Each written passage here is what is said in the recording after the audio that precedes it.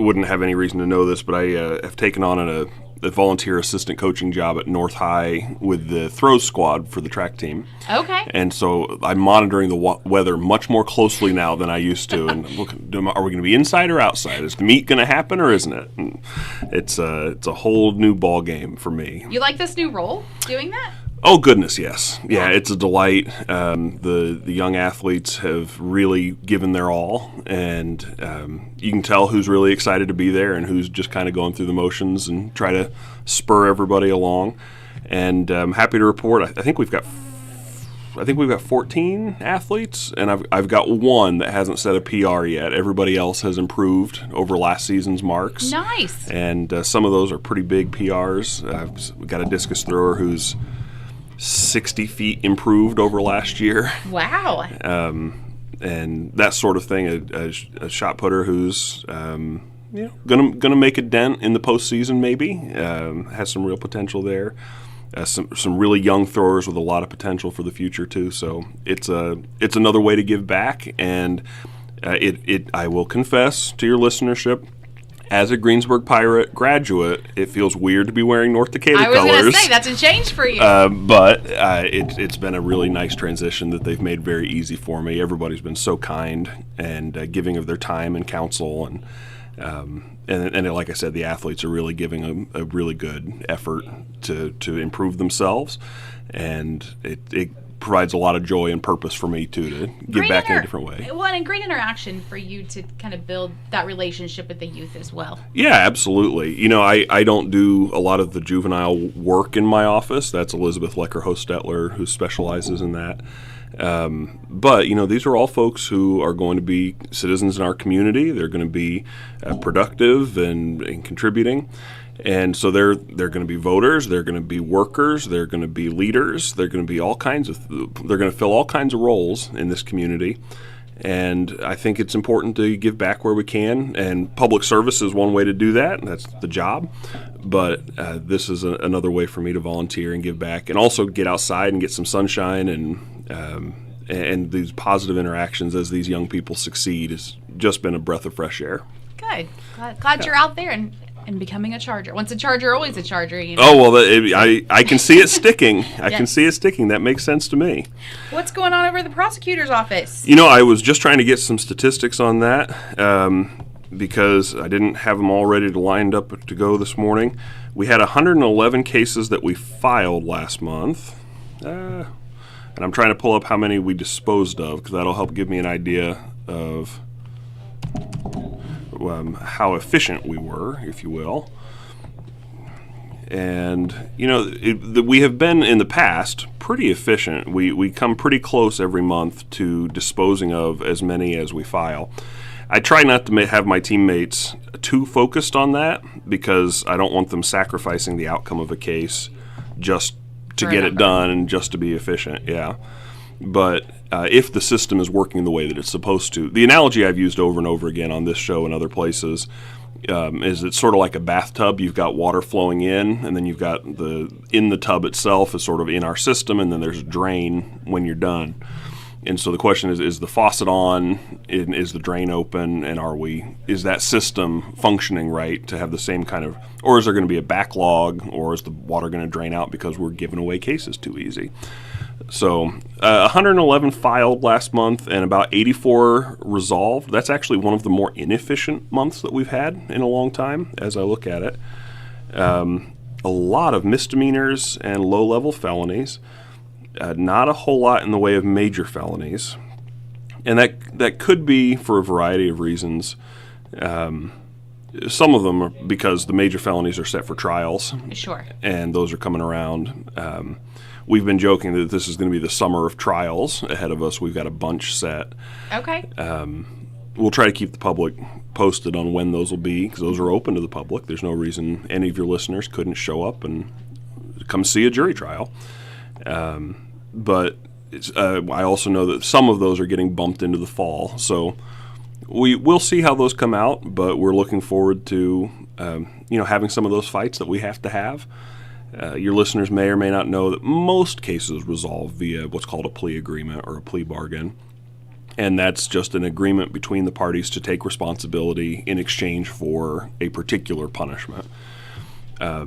I know there are people who are not in favor of plea bargains, but I've got to tell you, if I had to try every case we filed, I mean, that was 111 cases last month. It'd be a huge backlog. So there would be, 4 trials a day to clear those, and we would need more courts and more prosecutors and more defense attorneys. And honestly, it is more just to allow people to take responsibility. It is more just to victims to allow for there to be plea agreements and not put victims through these cases where they have to be confronted by their accuser and where they have to tell the very sensitive stories sometimes in front of a jury. If the person's willing to take responsibility to put them through all that, sure, is not and exactly right. Because they don't have to accept the plea bargain that you offer. Oh, absolutely not. I mean, that's a huge chunk of the job, is that negotiation between what we originally offer, what they counter offer, and where we end up in the middle. We start that thinking at the time that we're charging a case. In fact, I do almost all of the charging in the office. Or screening is another word for it, when the very beginning of the case comes over to us from police, and I take the time to read it, look at the evidence, say here's what not only the officer thinks we have probable cause for, but here's what I believe we have proof beyond a reasonable doubt of. And then I'll file the paperwork associated with that. But part of my thinking along the way is that proof beyond a reasonable doubt. What can we prove versus what do I think maybe we can prove? Where do I think this case is going to land in terms of the person taking responsibility and accepting their own accountability for that? And I'll frequently make notes in the file for my deputy prosecutors who are actually going to handle the case so that they know where my head is on how I think it ought to come out. What you're thinking. Yeah. I don't do that all the time because the reason I hired the deputy prosecutors is because they are professionals with law degrees, juris doctorates, and I trust them to arrive at the right decisions and conclusions in their cases. But sometimes a little bit of guidance isn't a bad thing. So then they take the case over. They have to disclose, my deputy prosecutors, we have to disclose all the evidence we have to the defendants. That's just one of the rules. If we're going to accuse somebody of a crime, there's no surprises or secrets. We have to hand over everything we have. And along with that, usually, or shortly thereafter, we will then send a proposed resolution over where we say, if you'll take responsibility, then we'll agree to this kind of sentence. And then that kicks off usually a round of negotiations or more, where they're coming back and saying, well, yes, I'll agree to plead guilty to that, but not in exchange for that sentence. I need a different kind of sentence. Or they'll come back and say, look, I was, for example, yes, I was in possession of a lot of drugs, but I wasn't dealing. That was all for me. And then we have to decide if we believe that or not. Is that a dealing case? Is that a possession case? And maybe that alters the outcome as well. This might be an ignorant question on my behalf. That's so good. If you're working a plea bargain and somebody says, yeah, I did do that, but I won't agree to this, that bargain. Is that a plea that they're guilty at that point? So then you can keep working on that plea bargain, or do you go to jury trial, but they've already said? That's a great question. That is a great question. Okay. So did that make any sense? It did. I think I understand. So the question is, if they admit to me, hey, I'm willing to plead guilty to this, are they locked in at that point to having pled guilty? Yes. Or admitted? No, they are not. It's helpful to me because it tells me that I'm on the right track. It tells me I'm right. But it's not binding, and there's a big picture reason for that. The folks who make the rules, the Supreme Court, they have a rules committee. They write the rules of evidence together with the legislature to some extent. And when they formulated the rules, they wanted people to engage in very frank discussions and negotiations off the record, outside of the courtroom, where you can try to resolve cases for efficiency's sake. The same reason we were talking about earlier, we can't have a trial for every case. And it's true in civil cases as well, not just criminal cases. There's actually a specific rule that says that when you make statements in furtherance of a negotiated resolution, if you're in the middle of a negotiation, those statements cannot be used against you in court. Okay. And that's because they want you to have really frank conversations. And if you weren't willing to say, yeah, I'm at fault, but I don't like that resolution, I want a different resolution, almost everything would end up at a trial, and we would never get done with any cases. So they privilege or protect those negotiation discussions in order to facilitate people feeling open and free to admit, but off the record and in a way where they can still preserve their right to contest whether they're actually guilty. That makes sense, though. That it gives a little flexibility, at least. It does. It does. And so we actually will, I don't know that many counties do this. We actually will meet with defendants and their defense attorneys off the record, out of the courtroom, in an office or a conference room, and we'll say, look, this is our case. This is what we have. This is why we think you're guilty of this. This is why I'm offering the plea I've offered. And then they get a chance to say, well, here's why you're wrong, or yeah, you're right, but, and they get a chance to explain. And doing it that way, we found, cuts through a lot of time and inefficiencies, because usually the way it would work is I would send all of that to defense counsel. They would take it to their client in the jail or in their office if they're not in jail. They would formulate a counter proposal. They would bring it back to me, and the attorney would explain to me why I'm wrong and why it should be something different. And then I would take that and I would think about it, and I would talk to the victims, and then I would send a counter proposal, and then they would take, and we would go back and forth, and it would take weeks, months to get done. Whereas what I'm describing is sort of our process is we actually get in a room and cut through those weeks and months of negotiating and back and forth. It's not always perfect in that it doesn't resolve every case right away, but it cuts huge chunks of time off of the process in order that we're not holding people in our jail longer. See, that's a taxpayer savings. It is. It also is good for victims that they don't have to sit with that black cloud hanging over their head for as long. Frankly, it's better for offenders. They get more authorship over their outcome. They get a chance to actually see the whites of my eyes and hear why I believe what I believe. They don't have to hear it from their lawyer who's supposed to be on their side. It helps the defense attorneys, I think, because they don't have to play middleman. Sure. or a telephone game where they're saying what they think I'm saying and hoping it's right. And then sometimes stuff gets lost in translation. So the goal is that we have that clear, effective, efficient communication, move the process faster, and then come to a result, frankly, that the defendant is more invested in because they helped negotiate it. It's less something that happened to them and more something that they agreed to and made happen. And I think we're getting better recidivism results, or that is reoffending results, because of that process. So It's a very, very complicated process. But it is. It is. It gives some buy-in to everybody, though. I think so. It gives a little more of an opinion as you can get your say in. Yeah. No matter which side you're coming from. 100%. And that's the intent. And it's one of the reasons it takes a lot of time. It takes a lot of effort. If anybody out there has been a victim of a crime, we warn them ahead of time. The wheels of justice turn slow, but we'll move as fast as we can.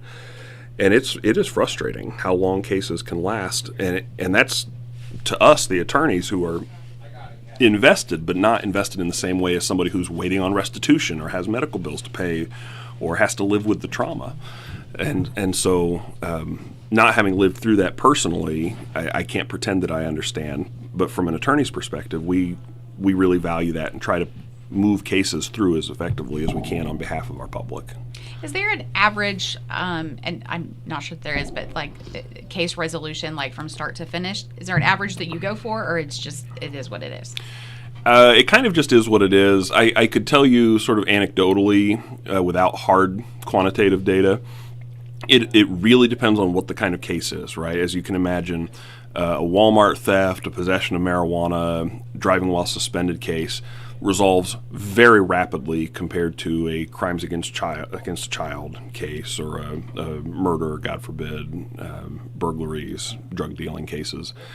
The general rule, to my mind, is that misdemeanors can be resolved within 6 months, generally speaking, unless there needs to be a trial, in which case it'll get elongated some. Felonies, you're looking at 9 months to a year, and the more serious, the odds are that it goes even longer. So that's just a rule of thumb. It's certainly not a policy that I push anybody towards, and I don't have that backed up by hard data, but that's sort of what I expect happens. It's a good time frame. Yeah. I had something cool happen the other day that I think they won't mind my sharing with your listeners. I was coaching track and had a rough day at the office. We have those sometimes, just like any other job. Yes. But went out to the track meet, had a great track meet. My athletes threw well, and then was on my way back home and stopped at a Wendy's in a different town on the way back home, and was handed my card to pay to the guy at the window in the drive-thru, and he looked at the card, and he looked at me, and he looked at the card, and he looked at me. He said, "You don't remember me, do you?" And I went, "Oh, no." Except I didn't say, "Oh, no." I said something else that I won't repeat to your listeners. FCC's out there. Yeah. And I said, "No, I'm sorry, I don't. You'll have to remind me." And he told me his name, which I won't repeat here. And I said, I recognize your name, but I don't remember. And he said, "You sent me to prison for 15 years. I went, "Oh. Well, how are you doing now?" He said, "Well, I've been out for 90 days now." Which, by the way, if you're doing your math at home, I've been prosecutor for 10 years. So I didn't send him to prison for 15. It must have been more like 9 or 10. But he'd been out for 90 days. He said, I've got these 2 jobs. I'm working here and I'm working over at the gas station. I'm working about 60 hours a week, and I'm getting my kids back. And, drugs are really easy to get in prison, but I stayed sober the whole time. I'm off the drugs. I said, "That's fantastic. That is great news. Not everybody believes it, but that really is the kind of story I'm looking for." That's success. That's the success story. And he said, "Well, I'll tell you, during the process, I thought real ill of you." I said, I'm sorry. That happens." He said, "Well, no. Obviously, I didn't know I was going to say anything because I wasn't expecting to see you. But when I saw you, I knew I had to say something because I am so grateful that you sent me to prison." He said, "I know for a fact I would be dead today if you hadn't sent me to prison. And the fact that you saw something in me worth saving that I couldn't see just means the world to me." And I called him by name, "Sir, you have no idea how much I needed that today. And I am really grateful, not just that you took the time to tell me, although I'm grateful for that, but I am grateful that you're getting your life together. And I hope to never see you in my courtroom again. But I hope this all works out for you." And then I drove away and immediately called my chief deputy to tell him what a great story. Because as much as people may not think that the prosecutors after success, you are. That's what you want to see. You want the successful outcomes. I really do. And look, sometimes the successful outcome is this person goes away for a very long time so they can't hurt anybody else.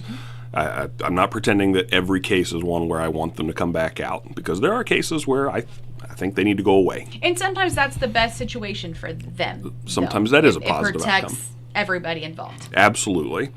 But more often than not, the whole idea is that, look, it's not a Bureau of Prisons in Indiana. In Indiana, we have a Department of Correction. And I don't always live up to this, but the ideal that's written into Indiana's Constitution is that we would be a criminal justice system of reformation and rehabilitation and not one of punitive justice. Now, there are days I feel pretty punitive, if I'm being candid with your listeners. There are days I don't live up to that.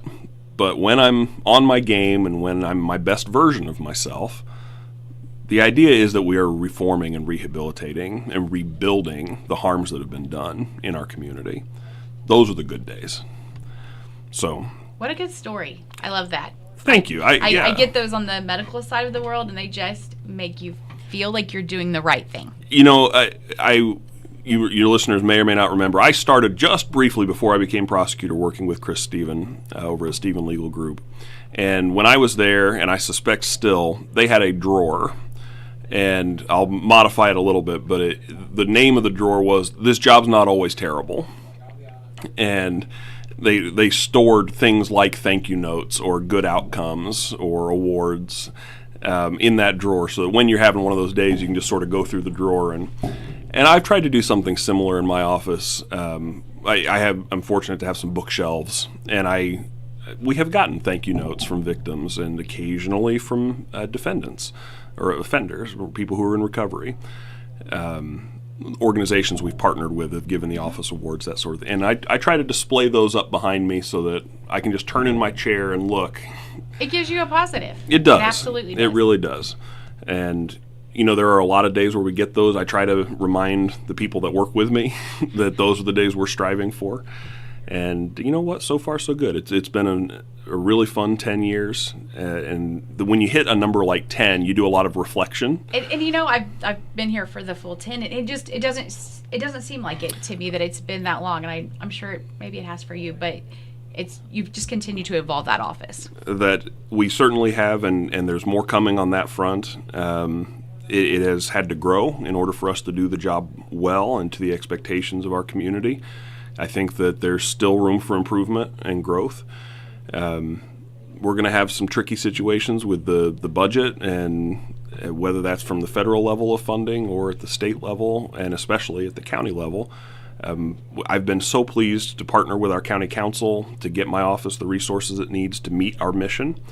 And there are going to be some big question marks about how we do that in the future.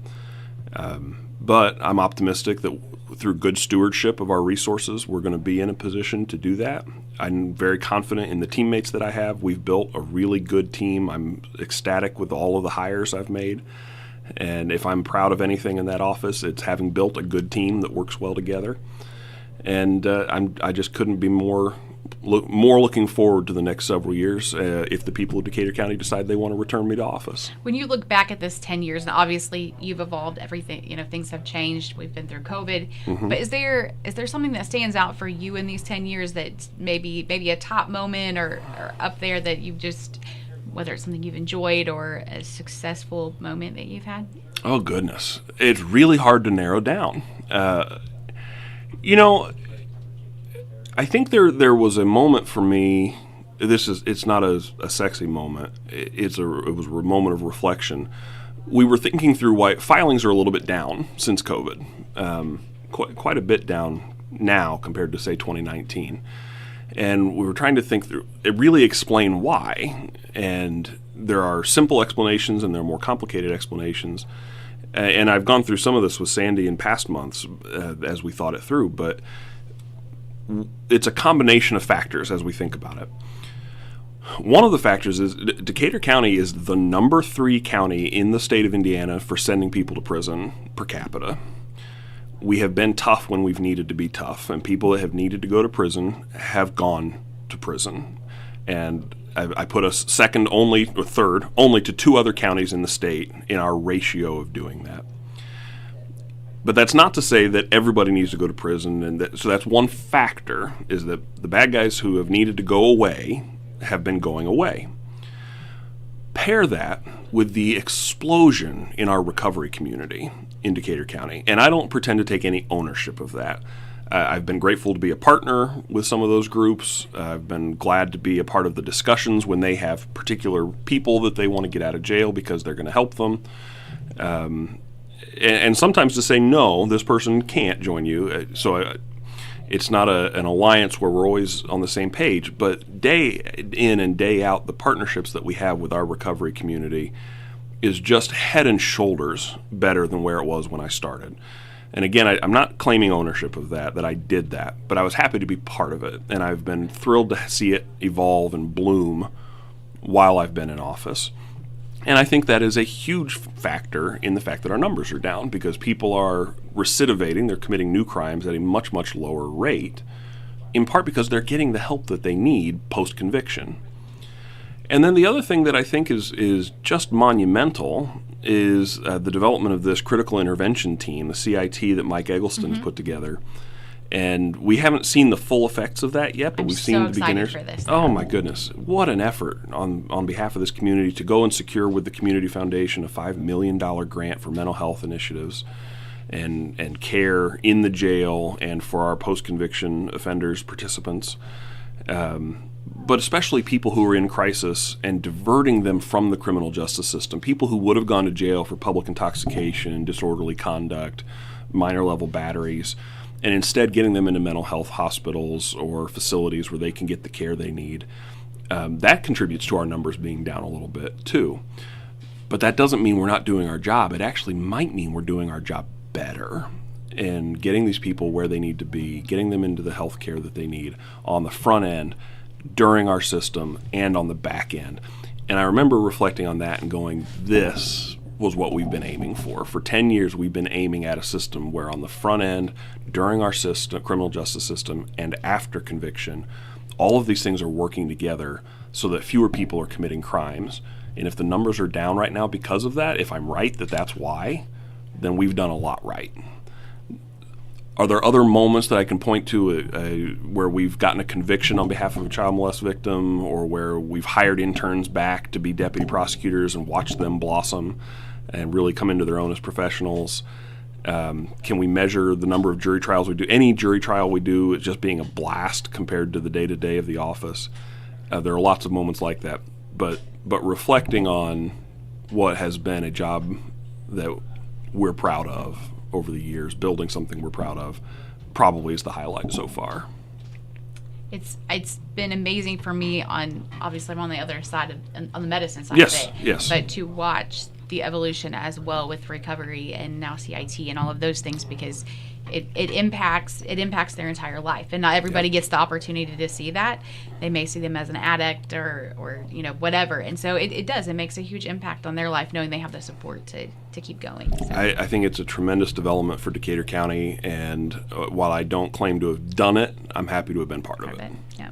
Well, thanks for coming in this morning. Thank you for having me. Anything else you want to share with stay tuned. We've got interns lined up for the summer, so I'll probably give them a project to come in and talk about at some point, and we'll announce who those are after I've made a few phone calls, and hoping that that'll help with the summer of trials that we have upcoming. Yes. And we'll bring more of that information as we get closer. All right. Well, thank you again. Congratulations on your 10 years. Big accomplishment. Making you. it this far, and we'll see where the future goes. I appreciate it. Thank you. All right. It's 9:15 on Tree Country, 1330.